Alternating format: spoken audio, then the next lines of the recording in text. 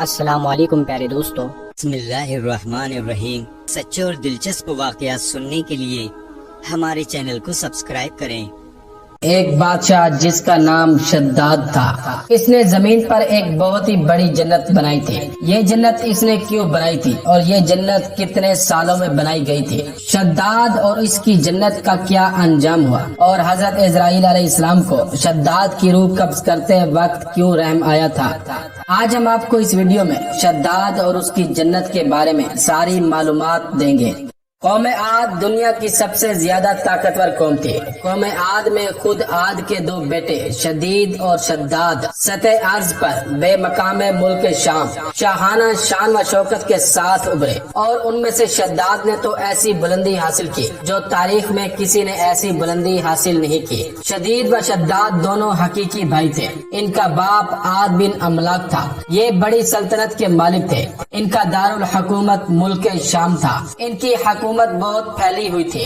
ان کے ماتحت بساط ارضی پر 260 بادشاہ تھے۔ شداد سے پہلے اس کا بڑا بھائی شدید حکومت کرتا تھا اور اپنے عہد کا عادل بادشاہ تھا۔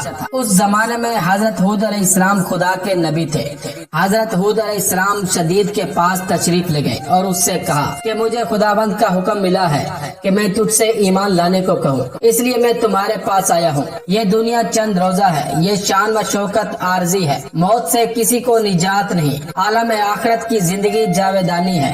تجھے چاہیے کہ خداوند واحد و یکتا پر ایمان لاؤ اور اپنی آخرت بنا لے۔ اس نے ایمان لانا قبول نہ کیا اور وہ عالم کفر ہی میں 7 سال حکومت کرنے کے بعد فوت ہو گیا۔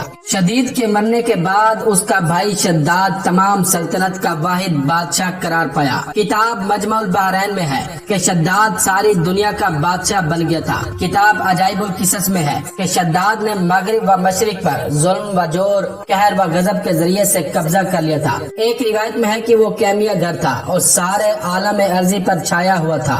حضرت ہود علیہ السلام کو فرمان خداوندی پہنچا کہ تم جا کر شداد کو راہ راست پر لانے کی کوشش کرو۔ حضرت ہود علیہ السلام خدا کا حکم پاتے ہی شداد کے دربار میں پہنچے اور اس سے فرمایا کہ خداوند عالم نے تقریباً 1000 سال کی تجھے عمر دی اور 1000 خزانے دیے اور 1000 لشکروں کو شکست دے کر یہ فروغ حاصل کیا ہے۔ یہ ظاہر ہے کہ اگر خداوند عالم کی طرف سے تجھ پر نظر کرم نہ ہوتی تو تو کسی صورت سے اتنی سرفرازی اور بلندی حاصل نہ کر سکتا اور نہ یہ نعمتیں تجھے مل سکتی۔ اب تیرے لیے سزاوار ہے کہ خدائے برتر کے سامنے سر نیاز جھکا دے اور اس کی ربوبیت کو مان کر اس کا مطیع و فرما بردار بن جا۔ اور سن، خدا نے یہ بھی فرمایا ہے کہ اگر تو ایمان لے آیا تو قیامت کے دن تجھ سے حساب و کتاب نہ کیا جائے گا اور تجھے جنت میں بھیج دیا جائے گا۔ شداد نے کہا مجھے تمہاری جنت کا حال معلوم ہے، میں خود اس دنیا میں اس طرح کی جنت بناؤں گا۔ کتاب طبری اور روضۃ الصفا میں ہے کہ حضرت ہود علیہ السلام نے جب شداد کو ایمان لانے کے لیے کہا تو اس نے پوچھا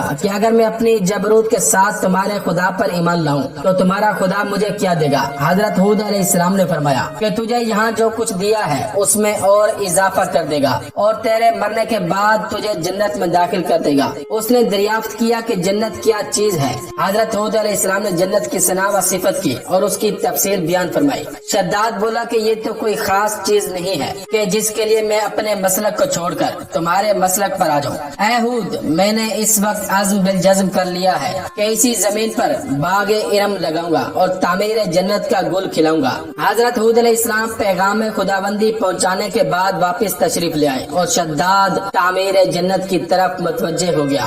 شداد نے سب سے پہلے اسباب فراہم کرنا شروع کیا اور اس کے لیے زحاق بادشاہ، جس کی حکومت بے روایت تبری، ریت، تبرستان، گرگان، خراسان سے ہندوستان تک پھیلی ہوئی تھی، نیز ان تمام بادشاہوں کو جو اس کے زیر اثر اور ماتحت تھے جن کی تعداد 400 تھی لکھ کر بھیجا اور انہیں حکم دیا کہ جس قدر سونا، چاندی، جواہرات، مروارید، زبرجد، مرجان، یاقوت، ہیرے، نیز مشک، عنبر، کافور، غرض یہ کہ جو چیز بھی تعمیر جنت کے لیے درکار تھی سب کے فراہم کرنے اور اسے دارالسلطنت شام بھیجنے کا حکم دیا۔ چنانچہ دنیا کے تمام خزانے اور تمام جواہرات اور ہر قسم کی خوشبو اور ان کے درخت سب شام میں جمع کر دیے گئے۔ اسباب فراہم ہو ہی رہے تھے کہ उसने अपने अरकान दौलत से कहा कि मेरे साथ चलो ताकि दुनिया के हर कोने में चक्कर लगाकर देखें कि जन्नत के लिए मुनासिब कौन सा मकाम है। चुनांचे ये जब अपने करीबी इलाके यानी आदन में पहुंचा तो वहीं फैसला कर लिया कि जन्नत की तामीर इसी जगह मुनासिब है। किताब तिबरी में है कि तायीन मकाम के लिए उसने 118 ऐसे अफराद को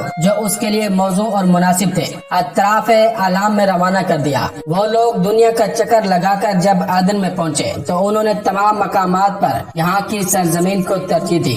अजाइबुल किस्स में है कि मकाम जन्नत की तायीन के लिए 100 अफराद मुतय्यन किए गए थे। असबाब फराहम होने और मकाम की तायीन के बाद शद्दाद ने 3000 ऐसे माहिरीन फन को मुहैया किया जिनके हर फर्द के तहत 100 मजदूर मुअय्यन किए गए। फिर नहायत वसी व अरीज 4 दीवारी बनाई गई जो बुलंदी में सर बेफलक थी।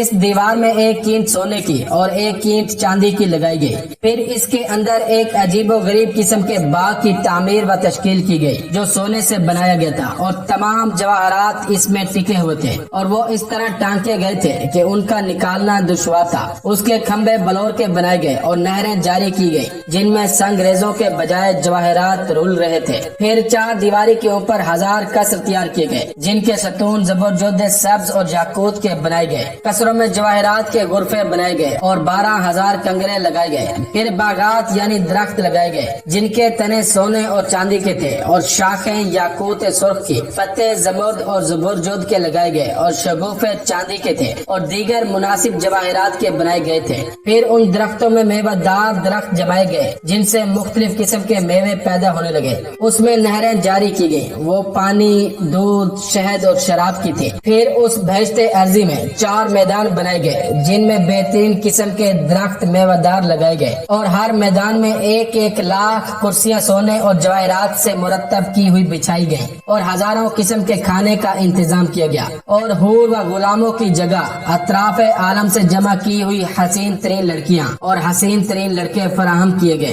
किताब रोज़तुल सफा में है कि उस बाग में सोने के दरख्त थे जिनमें मुश्क व अंबर समोया गया था। जब हवा चलती थी तो खुशबू फैल जाती थी और उस कसर की मिट्टी के बजाय जाफरान और अंबर मिट्टी का काम देते थे। किताब तिबरी में है कि जब सूरज निकलता था तो लोगों की आंखें खीरा करने लगती थी।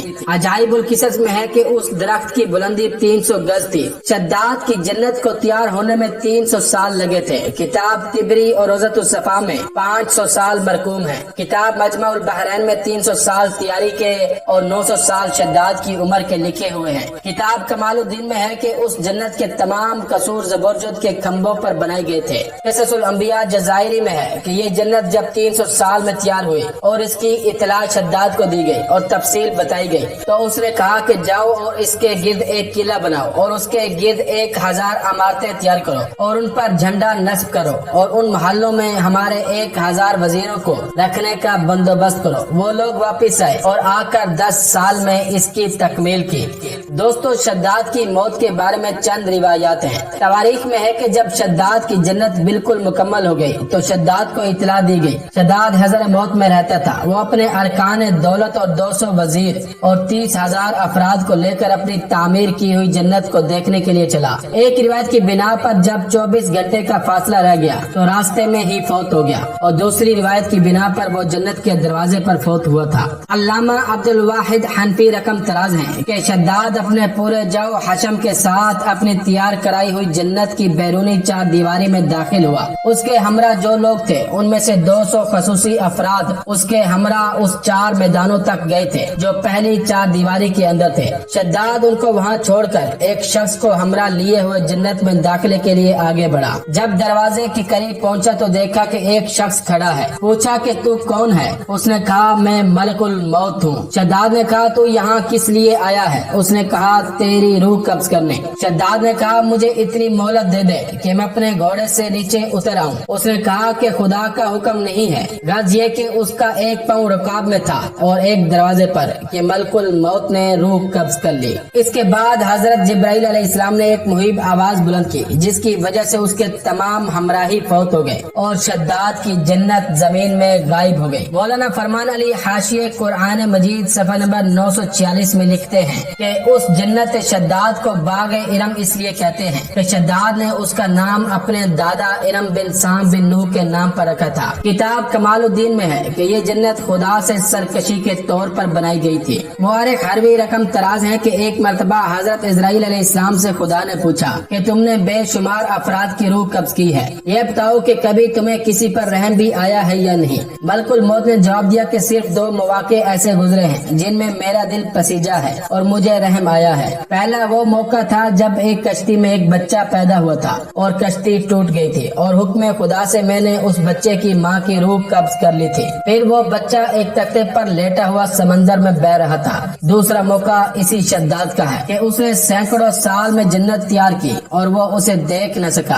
हजरत इस्राइल अलैहिस्सलाम का ये कहना था कि खुदावंद मुतआल ने फरमाया, ऐ इस्राइल, मैं अपने इज्जत व जलाल की कसम खाकर कहता हूँ कि वो बच्चा बेचारा जिस पर तुझे रहम आया था वो यही शद्दाद था जिसे मैंने इतनी बुलंदी दी जो दुनिया में किसी को नसीब न हुई, लेकिन इसके बावजूद वो ईमान न लाया और अजाब इलाही का मुस्तहिक बन गया और अब जहन्नुम में जाएगा। कुरान मजीद में शद्दाद की जन्नत का वाज़िह तौर पर कोई जिक्र नहीं किया गया है, लेकिन बाज मुफस्सिरीन कुरान मजीद की सूरह फज्र आयत नंबर 7 और 8 को शद्दाद की जन्नत से तत्बीक करते हैं। तो ये था आज का वाकया।